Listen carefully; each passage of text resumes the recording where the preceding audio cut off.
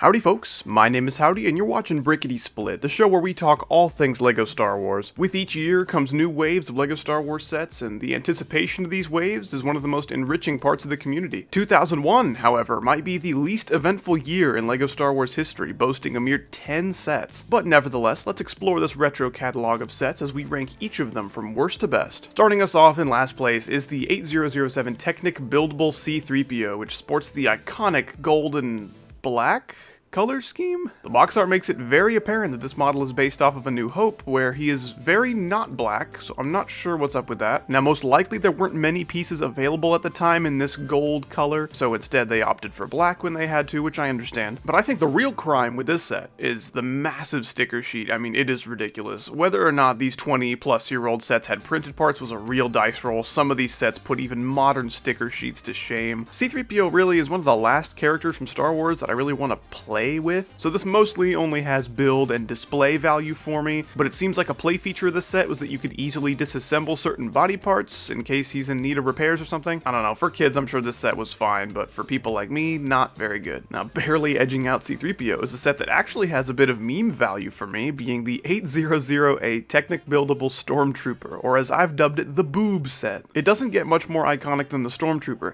but this Technic representation is frankly pretty hideous. They even use some brick build techniques to try to salvage the helmet's shaping, but I think the designers backed themselves into a corner just by even trying to recreate this with Technic. But in terms of its functionality, it's really not all that bad. The joints provide plenty of articulation. He came with a big ol' spring-loaded missile. If I were a kid in 2001, I'm sure this would have been awesome. But hindsight makes it very clear that this type of set came a little too early for its own good, I'd say, but considering the new buildable character sets coming out these days, I think a modern remake of this buildable Stormtrooper would look awesome. Both of these sets get an A for effort from me, but that's about it. Technic buildable characters definitely found their stride later on, but in 2001 this was far from the designer's best work. Getting into proper playsets now, we are met with yet another close call between two sets, but I think the weaker set would be 7106 Droid Escape, one of the most bare bones sets in LEGO Star Wars history, man. What you see is what you get. This 40-piece build with admittedly some nice prints is completely hollow on the inside. No chairs, no control panels, nothing. It is just an empty cylinder, and in all fairness, that's all it really needs to be for only $6. It did come with a couple characters with C-3PO and R2, even though they're in their most rudimentary representations. 3PO has that off-putting, almost milky gold color to him, and R2 with that weird half-printed head where all the facial features are up on top. That just looks a little ridiculous. That is how R2 was depicted in the LEGO Star Wars games, which are very nostalgic for me, so I will give it a pass for that. Man, for me, this set is a great example of absolute mediocrity. This set does nothing interesting, but it also doesn't do anything wrong either, so I can't be too upset. And the other set that I feel shares this spot is the atrocious-looking 7127 Imperial ATST. My gosh, I mean, even for its era, this is a ridiculous amount of wrong colors. Granted, things could be a lot worse than tan and brown, you know, it could be that horrible dark blue we saw all over the place in 2000, but even then, this looks about as pretty as my poop this morning. This is a functional poop, however. The legs can shift back and forth, which attempts to simulate that iconic ATST walk. You'll also find a hatch on top that can open up to provide space for Chewbacca, the lone minifigure in this set, to sit inside. You even get a couple of guns on either side of the head that can swivel up and down. I mean, for how ugly this set is, its play functions are surprisingly mechanically effective, and that's why I think this set gets the edge over the Droid Escape pod, barely, but I mean, they're both just very equally mediocre, so it could go back and forth on the placements here. Alright, that's the end of the sets I have issues with, really. Everything else from here on in is pretty solid. Unfortunately, color accuracy is still playing a bit of catch-up with the next entry.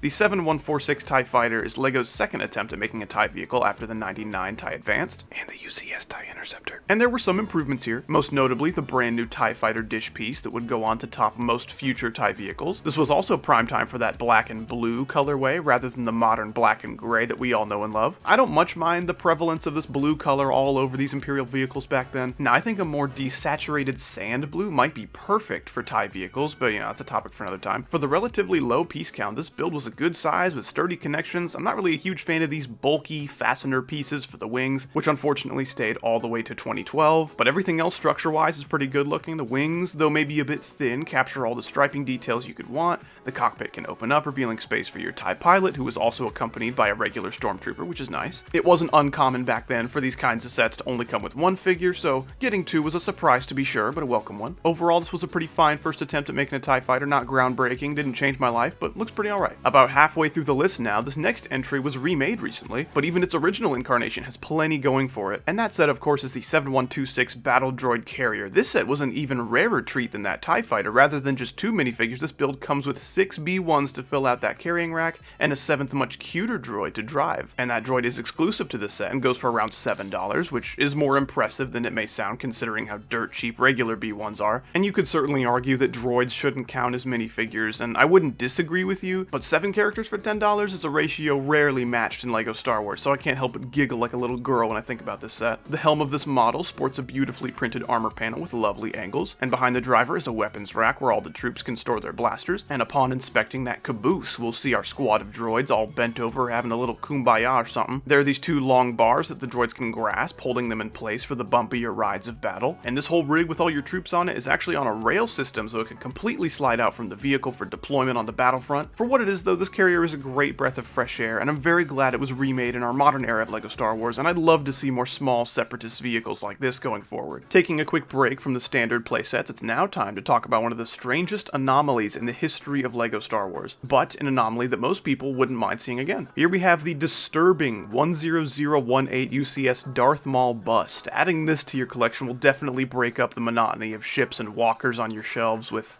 some pretty menacing features. His likeness has been captured in a shocking amount of detail considering he's composed almost entirely of bricks and a few plates. From his tattoos, to his Sith eyes, to his snaggled teeth, I mean, this recreation of his image is shockingly lifelike for a bunch of plastic bricks. Unfortunately, if you want this bad boy new sealed in the box today, it'll cost you around $7,000. Man, this bust was the first and really the only one of its kind. They never quite revisited the bust concept quite like they did here, but I'm a fan of the change of pace here, and I think it was executed beautifully. Getting back to basics now with our top 3 here, this next playset is one of my favorite vehicles in the Star Wars universe. The 7166 Imperial Shuttle, though cosmetically challenged, is a decent size with great play features, and this set was even re-released a few years later in 2005. Despite how dated this set may look today, it aged fairly well for the 2000s, I think, and I'd argue that it would have aged far better if these gray pieces were just changed to white. I'm fine with little bits of gray here and there on these white sets, but I mean, come on, this is ridiculous. Almost as ridiculous is this windscreen piece, which is decorated with a very, very discolored print. Boy, LEGO's still struggling with that issue, aren't they? But colors aside, the proportions here are pretty good with these wings on the sides that can fold up and down. The engines and the top fin are a good size as well. You even get a ton of interior space in the hull by dropping down that back hatch. In that space will go your lovely minifigures, being that classic yellow skin Palpatine along with his 2 royal guards, and of course the lonely pilot all by himself in the cockpit. But worry not, our lonely pilot gets a good ending, seeing as how he's somehow the most expensive figure in the set at around $18 in new condition. And I suppose that should be expected since he's the only exclusive figure to this set. It's overall a very well-rounded set for play, and $35 I thought was a pretty fair price for this iconic model. Alright, the second place spot now is something a lot of people I'm sure would put at number 1, which is something I feel like I have to say every time I do a ranking video, but here is easily my favorite LEGO set from this year, 7186 Watto's Junkyard. Once again, my pod racer autism has been satisfied with this playset. Aldar Beto receiving his due justice this year after his nightmarish rendition from 2000. He now is represented with a proper mold, which is fairly accurate, while not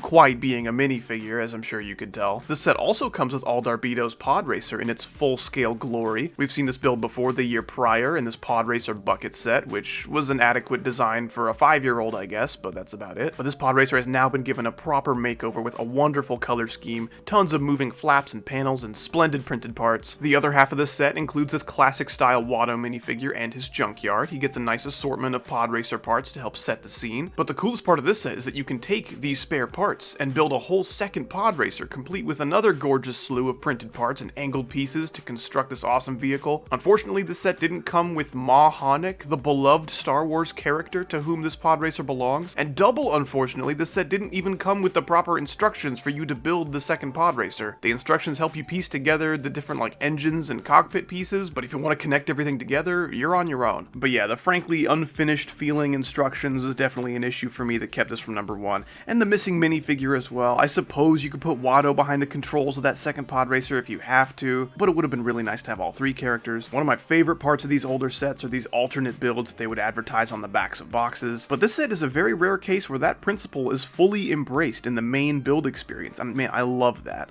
I'd very much enjoy seeing more sets like this in the future that kind of delve deeper into the alternate build kind of thing, and hopefully then the minifigures and instructions will be fully fleshed out. Folks, we have made it to the top spot, and after a lot of deliberation, I've settled on what I think is a rather cold take for number 1, and that of course is the enormous 10019 UCS Rebel Blockade Runner, or the Tantive 4 as most of us know it. This gargantuan set is quite the visual spectacle, and was far ahead of its time. The shaping and greebling details of the in-universe vehicle are all captured with a shocking level of accuracy for 2001. I truly believe that if not for the old gray colors in this build, this could come out today and go toe-to-toe with some of the modern UCS sets, man. That's how unbelievably well this set has aged, in my opinion. Some of the beautiful details you're looking at are unfortunately attributed to a massive sticker sheet. I would of course prefer that these pieces be printed, but I'd rather have the sticker details than no details at all, of course. And UCS sets sadly did not come with minifigures back then, which is surely another factor of its age. But perhaps the biggest problem with this set, and I almost put it at number 2 for this reason, is that there's no interior to speak of. Absolutely nothing. Now you could say that's because it didn't come with minifigures, but I think that's a poor excuse. It is very rare that we see UCS sets these days without any kind of play potential or interior, but I guess that's how it was done back then. And with how massive this set was, it feels like such a missed opportunity to not have a single openable panel to reveal some empty spaces for you to put some figures in there. But alas, our Rebel figures that we have in our collection are just doomed to float out in the vacuum of space because there's no room in the ship. But even as is, I think this model is well worth remembering. It is a wonderful piece for display and a fine addition to any collection. And that is going to do it for my list today. Pretty small number of sets this year, to be sure, and because of that, look at me, I finally made a video where my rambling doesn't take 20 minutes. Anyways, I really hope you enjoyed my list. I'm sure you agreed and disagreed with plenty of my placements here. Be sure to let me know all about it down in the comments below. And if you're excited for my next yearly ranking video, we're doing 2002, baby. That is a big ass year for LEGO Star Wars sets. Attack of the Clones came out. It's gonna be awesome. If you're as pumped for that video as I am, be sure to stay tuned to the channel so you don't miss it. And in the meantime, here's a couple more videos of mine that you may enjoy. Once again, I am Howdy. Thank you so much for watching. I love you,